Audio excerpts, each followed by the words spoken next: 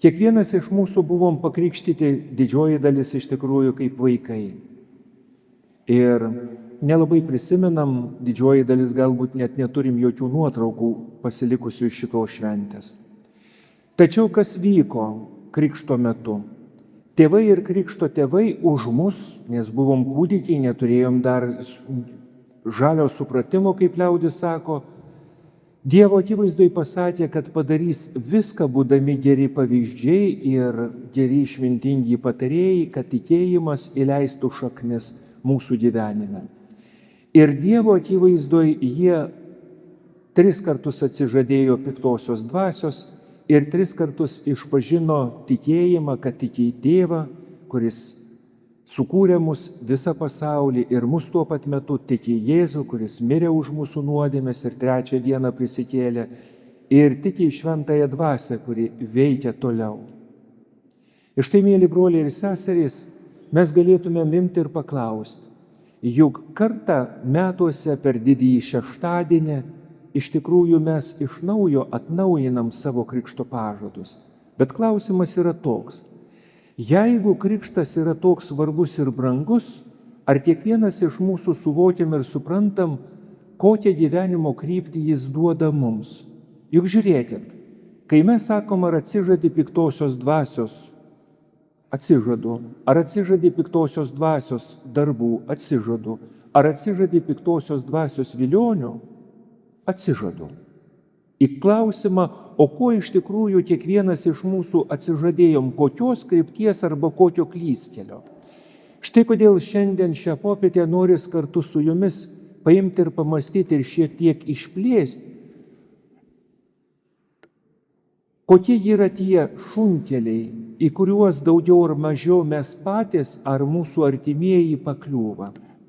Ir štai jeigu galėtumėm paimti ir išplėsti šitą dalyką, tai skambėtų maždaug taip. Kiekvieną klystkelį arba šunkelį galėtume įvardinti kaip kokią dvasią. Ir štai klausykimės. Ar atsižadi egoizmo, savivalės, užsispyrimo, puikybės dvasios? Ar atsižadi atmetimo dvasios, abejojimo, nepaklusnumo, maištavimo, netikėjimo ir šventvagystės dvasios?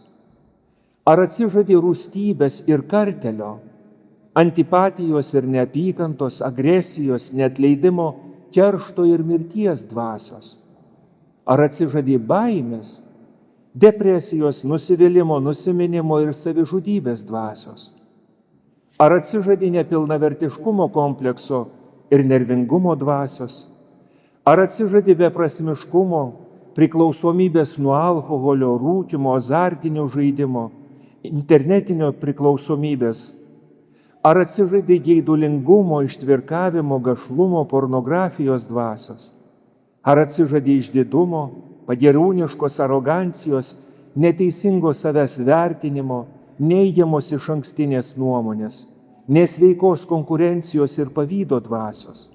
Ar atsižadi pasipūtėliškumo, savęs išaukštinimo? Ar atsižadi teismo dvasios, išankstinės nuomonės kitų atžvilgių, atsakomybės už savo poelgius neprisėmimo, kitų paniekinimo, garbės ir orumo pažeminimo, kivirčų, šmeižto, išnaudojimo, apkalbų dvasios? Ar atsižadi apgaulės ir neištikimybės dvasios, klastingumo ir veidmainystės, melo, pataikavimo, papirkinėjimo, neteisingumo ir vagystės dvasios? Ar atsižadi tingumo, netvartingų malonumų troškimo, nesaikingo valgymo ir gėrimo dvasios? Sakykit, mėly broliai ir seserys, juk jeigu mes kaip Dievo vaikai kasdien pasakysim ne šitiems dalykams, kaip atrodys mūsų gyvenimas ir kaip atrodys tų žmonių gyvenime, kurie yra šalia mūsų. Juk jeigu tikrai kasdien kovosim su melo dvasia, tai šalia esantys žmonės ką žinos, kad aš ir tu sakom tiesą. Ne įžūliai, ne naglai, kaip liaudis sako, ne taip, kad užsimoję lyg su kočėlu tvosim šalia esančiam žmogui į kaktą. Bet išmintingai prisiminė šventųjų patarimą. Nori pasakyti tiesą, atidėk iki rytojaus. Vakare gerai pasimelsk, paprašydamas išminties ir išmintingų žodžių. Ir jeigu tavo patarimas sulauks rytojaus ryto ir dar norėsi pasakyti, imk ir pasakyk. Štai kodėl, mėly broliai ir seserys, šiandien mes švenčiam ypatingą šventę ir prisimenam iš tikrųjų ir savo krikšto tėvus. Juk jie Dievo akivaizdoj buvo pažadėję ką? Kad melsis už mus ir kad bus geri pavyzdžiai. Ir kai kas iš mūsų galėtumėm taip karčiai šyptelti ir sakyti, pažadėtai pažadėjo, tačiau neištesėjo kai kurių dalykų. Žinoma, nežinom jų, kas vyko jų širdį, bet kartais iš tikrųjų galim nutuokti, kad tai buvo formaliai prisijėmę pareigas, kurie vargu bau ar labai jau meldėsi už mus. Ir galbūt mums šiandien, šį rytą čia susirinkusiems yra pareiga, kad mes meldžiamės ir sakom, žinai Dieve, ir vis tik būk gailestingas mano krikšto tėvams, kurių tikėjimas ir kurių elgesys, jau šiaip sau liaudiškai kalbant. Va taip nutinka gyvenime. Štai kodėl, mėly broliai ir seserys, šiandien mes ir prašom ne tam, kad ieškotume kažkokių kitų žmonių priekaištų ar kitiem priekaištautume, bet tam, kad iš tikrųjų mes čia susirinkę suvoktumėm ir suprastumėm, o kokią gyvenimo kryptį Jėzus rodo ir kur link Dievas kviečia.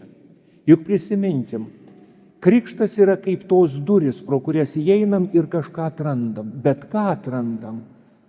Juk įeidamas galiu pro duris pakliūti bet kur, galiu į supelyjusi kambarį, galiu iš tikrųjų į kambarį, kuriame riejamasi, šaukiama, smurtaujama, galiu įeiti į kambarį, kuriame skamba graži muzika, kuriame vyksta pokalbiai, skamba skardus ir linksmas juokas.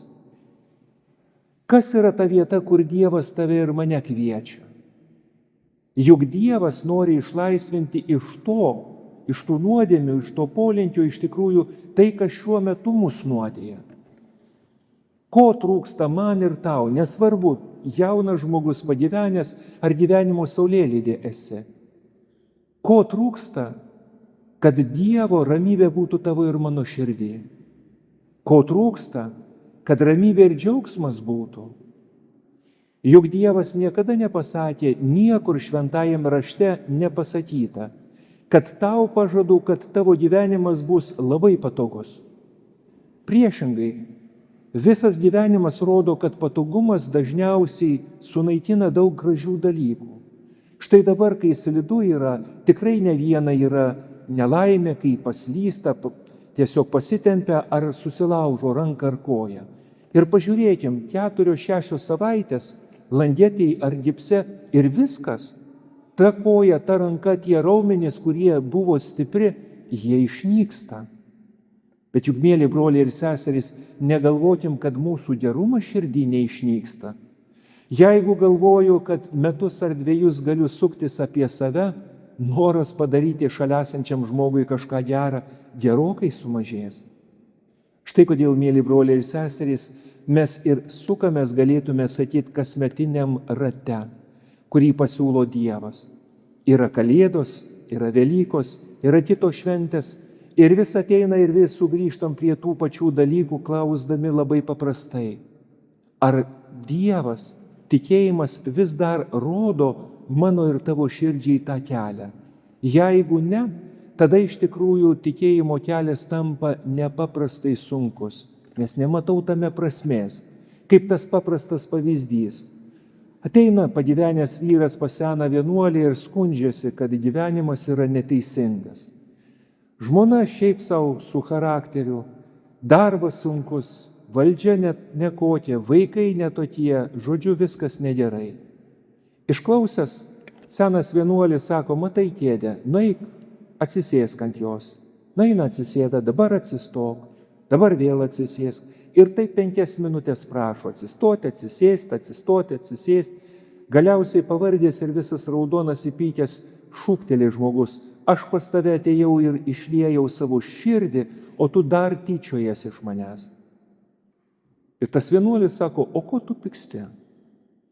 Ir jis sako, man sunku. Ne, sako vienuolis, tau nėra sunku. Juk Ant tos kėdės nėra prikalta vinių, kad tau būtų sunku, kad tau skaudėtų. Ten nėra netgi raudonai įkaitintos geležies, ant kurios atsisėdęs pajustum skausmą. Tau skauda todėl, kad tu nematai prasmės. Juk atsistoti ir atsisėsti nėra sunku. Gali būti nepatogu, bet nėra sunku. Lygiai taip pat tas vienuolis toliau tęsia. Tavo gyvenimas yra skaudus ir sunkus, pilnas kančios tik todėl, kad tu nematai prasmės. Rask prasmę, rask gyvenimo kryptį. Ir tos gyvenimo smulkmenos, kurios dabar tau nepakeliamos, jos vėl sugrįš ir bus tik gyvenimo smulkmenom. Sakykit, mėly broliai ir seserys, o kaip su mūsų gyvenimo kryptim? Štai šiandien kiekvienas nuo pačių mažiausių iki pačių vyriausių girdim Jėzaus žodžius. Ar tiki, kad tėvas esantis dangui tau ir man sako, tu esi mylimoji mano dukra, tavim aš gėriuosi, tu esi mano mylimasis sūnus, tavim aš gėriuosi.